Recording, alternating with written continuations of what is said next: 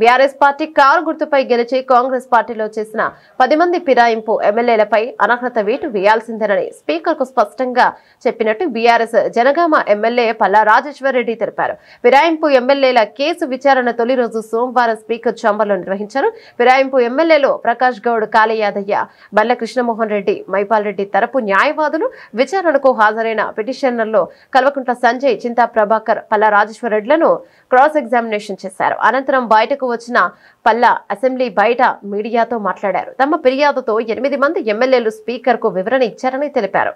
Supreme court ఆదేశాలతో speaker విచారణ చేపట్టారని చెప్పారు. ఫిరాయింపు ఎమ్మెల్యేల తరపున వచ్చిన అడ్వకేట్లు అసంబద్ధ ప్రశ్నలు వేశారని, ఆయన ఓపికతో సమాధానాలు ఇచ్చామని వెల్లడించారు. ఆ 10 మంది ఎమ్మెల్యేలను డిస్క్వాలిఫై చేయాల్సిందేనని స్పష్టంగా చెప్పామని తెలిపారు.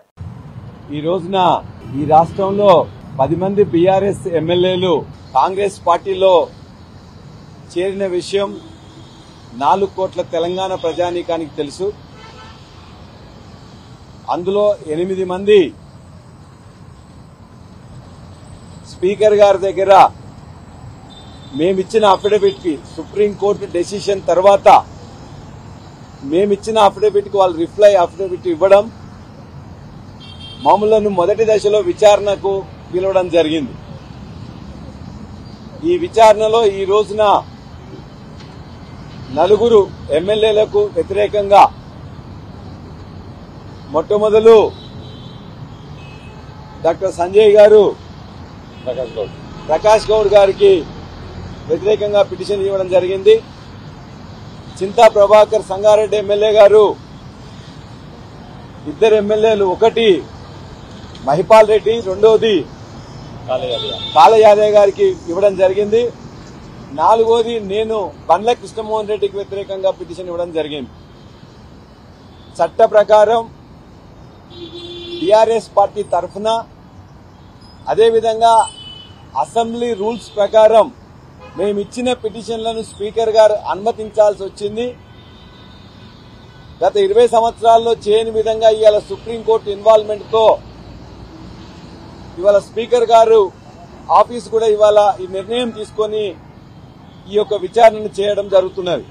కొన్ని నెలల నుండి ఈ నాయకులందరూ కాంగ్రెస్ పార్టీలో చెట్టాపటాలు వేసుకుని తిరుగుతూ ఎంత దౌర్భాగ్యమైన పరిస్థితి అంటే ఇవాళ మేము అసలు పార్టీ మారలేదని చెప్పేసి ఇవాళ కోర్టుకు గాని స్పీకర్ గారికి అఫిడవిట్ ఇవ్వడం జరిగింది.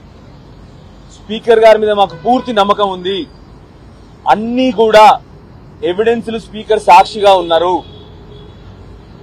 ప్రజలు సాక్షిగా ఉన్నారు, 4 కోట్ల తెలంగాణ ప్రజలు చూస్తా ఉన్నారు.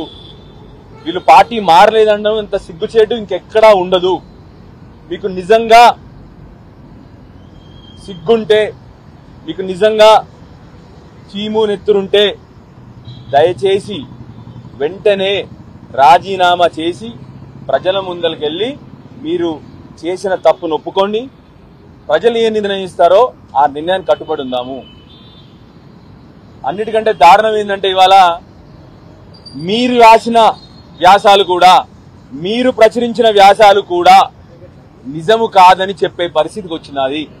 అంటే మీరు వార్తలు రాసినవి కూడా నిజము కాదంట.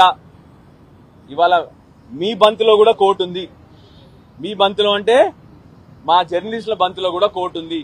మీరన్నీ ప్రచురించినవి, మీరు టీవీలలో చూపెట్టినవి కూడా నిజము కాదన్న పరిస్థితిలో ఆ 8 మంది ఎమ్మెల్యేలు ఉన్నారు ఇవాళ.